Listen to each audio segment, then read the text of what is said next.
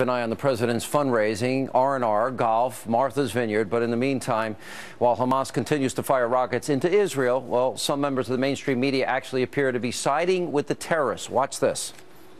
Attacking that clinic, the mosque that was recently struck, the head of police's house that killed, I believe, 18 people and injured 50. That's all just an unavoidable consequence of trying to target terrorist targets. Scenes of devastation in a Palestinian neighborhood called Shuja'iyya. It is just on the outskirts of Gaza City. We're seeing children and bodies in the streets, women and children. What happened, we are told, is that Israeli forces early this morning tried to push into Shuja'iyya, push in with tanks and armored vehicles. We are ridiculous. We are disgustingly biased when it comes to this issue.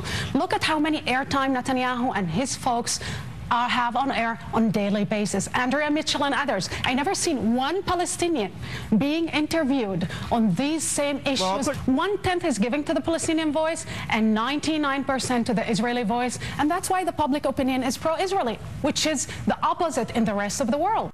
How could you have it so backwards? And so could this sympathy for Hamas, a terror group in its charter that says they want to destroy Israel, be more dangerous than the rockets being fired into Israel? Here with reaction, Fox News strategic analyst, Lieutenant Colonel Ralph Peters. You know, I say this, what would any of these people think if 1,600 rockets were fired into their neighborhood by a foreign entity? Would they want their country to just say it's okay? Well, with some of them, they might actually just want to surrender. I mean, the media is so far left at this point. And the global media, look, let's be honest about this. The socially acceptable form of anti-Semitism, of old-fashioned 14th century Jew hatred, is to be anti-Israel. Criticize Israel. That's so safe. You know, Israel is a tiny island of civilization in a vast sea of barbarism called the Middle East. It respects women's rights, education, the value of hard work, science, medicine. I mean, even the president isn't above the law.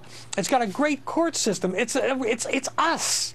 It's Western civilization. Well, what did you think of John Kerry's statement? Because John Kerry seems annoyed that Israel's defending its country from these attacks, which I'm having a hard time wrapping my arms around the lack of moral clarity here.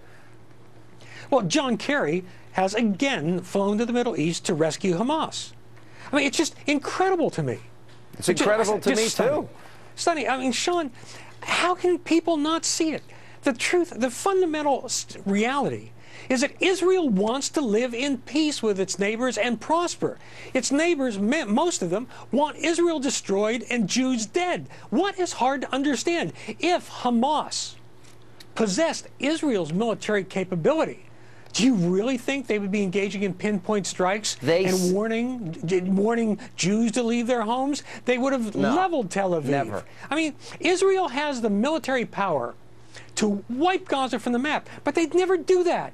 They've suffered the Holocaust. They know what it's like. They want to live in peace.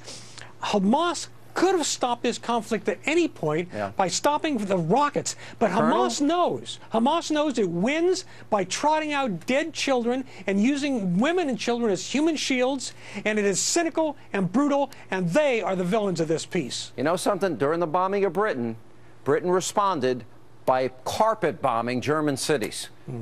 Would that be the moral equivalent of what's happening here? It would be, but Israel shows amazing restraint and gets no thanks. And you look at these contrasts.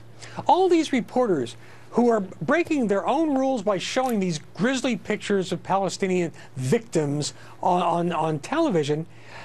You know, if they love it so much, why are their headquarters always, their news headquarters in Tel Aviv or maybe Beirut? I mean, why don't any of them move to the Middle East? I mean, the Middle East would...